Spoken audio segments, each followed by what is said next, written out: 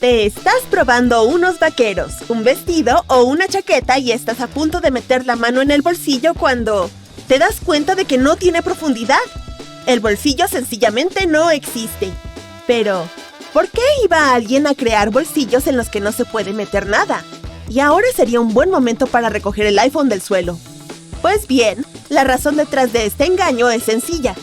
Si una prenda tiene un corte o una forma determinados, los bolsillos pueden estropearla. Pueden perder su forma en el almacén o ya en la estantería de la tienda. ¿La solución? Eliminar los bolsillos de las zonas clave. Además, los falsos son obviamente más baratos y no se estiran. Curiosamente, esta práctica se remonta al siglo XVII. Fue entonces cuando los bolsillos eran realmente de quita y pon. Parecían pequeños bolsos y las mujeres, por ejemplo, podían llevarlos de una prenda a otra. Por desgracia, también eran muy cómodos para los carteristas. Podían tomar esos bolsillos y salir corriendo con ellos.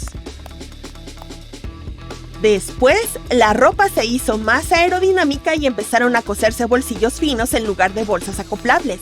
Se creía que así se realzaba la silueta de la persona. Pero pronto se pusieron de moda las faldas más estrechas y los bolsillos desaparecieron. Además, la gente empezó a usar bolsos de mano en su lugar. Hoy en día, la mayoría de los bolsillos son funcionales, pero algunos siguen siendo falsos. Entonces, ¿cómo podemos asegurarnos de no hacer un agujero en un bolsillo falso pensando que es de verdad? En primer lugar, fíjate en las costuras del borde donde se supone que se abre. Si ves un hilo suelto, córtalo y empieza a tirar suavemente. Si el bolsillo es de verdad, el hilo saldrá con facilidad. Pero si sientes que la costura no cede, lo más probable es que tengas entre manos uno falso. En ese caso, déjalo ser. Pasemos ahora a otros objetos cotidianos que pueden esconder algún secreto. Por ejemplo, esas líneas en algunos tipos de papas fritas. Por un lado, ayudan a distribuir las especias y los condimentos. En otras palabras, todas esas sustancias que hacen que las papas sepan a queso se almacenan principalmente dentro de las líneas. Además, estas hacen que las papitas sean más crujientes. Los rotuladores fluorescentes se rellenan con una tinta especial semitransparente que brilla con luz tenue. Los tonos amarillo y verde claro son los más populares porque no impiden ver el texto después de fotocopiarlo en blanco y negro. Las fotocopiadoras perciben las marcas de esos colores como casi inexistentes y no las imprimen. En su día, los primeros vaqueros tenían un problema. Los obreros y mineros, que fueron sus primeros usuarios, ejercían demasiada presión sobre la pobre prenda. Como resultado, las costuras no soportaban la tensión y se rompían. Para evitarlo, se inventaron unas diminutas tachas metálicas. La mayoría de las cremalleras metálicas tienen un cierre oculto en su interior. Por eso no debes dejar el tirador hacia arriba. Al tirar de ella hacia abajo, se bloquea automáticamente.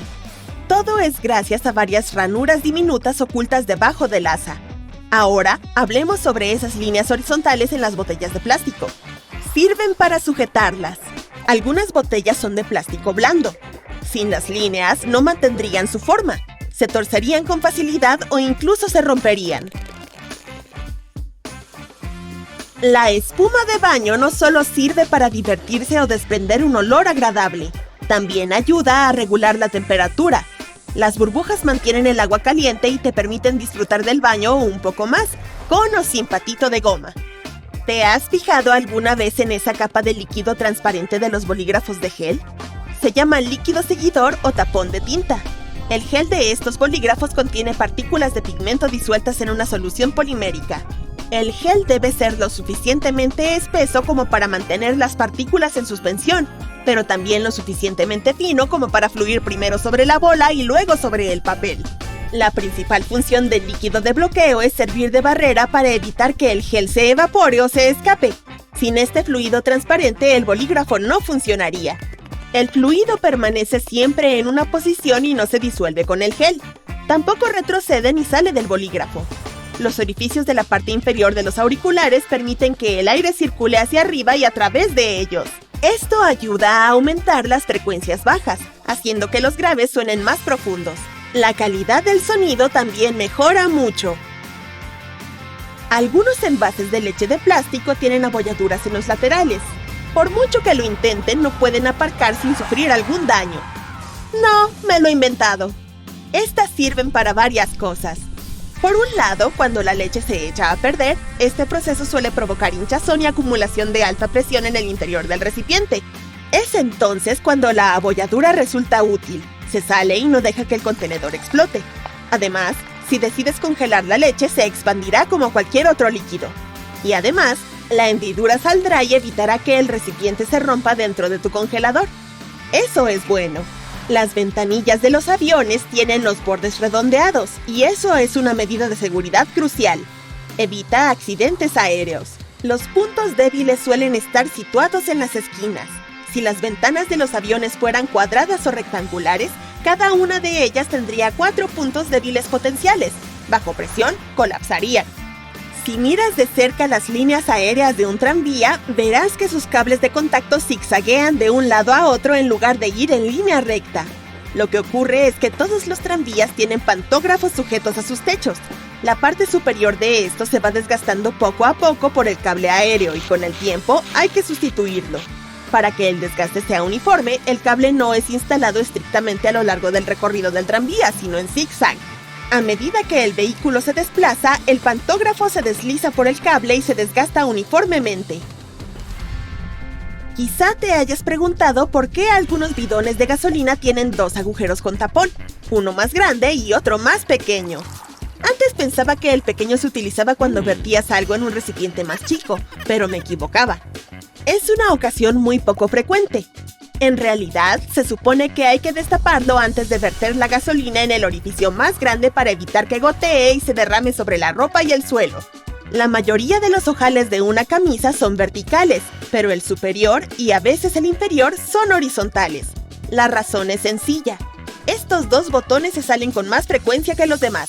Por suerte, los fabricantes encontraron la solución: los ojales horizontales. ¡Qué ingeniería!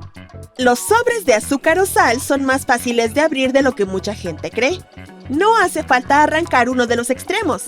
En realidad, lo correcto es rasgarlos por la mitad. Algunas botas tienen trabillas en la parte trasera. Su función principal es ayudarte a calzarte más fácilmente. Solo tienes que tirar de ellas mientras introduces el talón en la bota. También puedes utilizar estas presillas para colgar el calzado en un gancho cuando esté sucio o cuando quieras secarlo después de lavarlo. O puedes pasar los cordones por la trabilla si quieres atártelos al tobillo. Cuando estés a bordo del avión, puede que veas un pequeño triángulo sobre tu asiento. Este indica a la tripulación los mejores sitios para comprobar los alerones del avión a través de la ventanilla. Por si acaso. Si tus zapatos son muy resbaladizos, toma un poco de papel de lija y frótalo en las suelas para mejorar la tracción. Se volverán más adherentes y podrás usarlos bajo la lluvia. Si se mojan demasiado, puede que se vuelvan chillones. Pero solo si tienes zapatos que hablan. Si haces varios agujeros en el fondo de tu cubo de basura, meter y sacar bolsas será mucho más fácil. No tendrás problemas de succión. Normalmente puedes encontrar un poco de gel de sílice en bolsas, zapatos y muchas otras cosas que compras. Este absorbe el exceso de humedad. No lo tires. Cada vez que tus zapatos se mojen, mete dentro unos cuantos paquetes de gel de sílice. El termo no se inventó para mantener el café caliente. Lo creó un científico escocés que solo quería un lugar seguro para mantener sus productos químicos a una temperatura estable. Así que tomó 2 botellas, metió la más pequeña dentro de la más grande y aspiró el aire que había entre ellas. En cualquier caso, ¡gracias por el café caliente!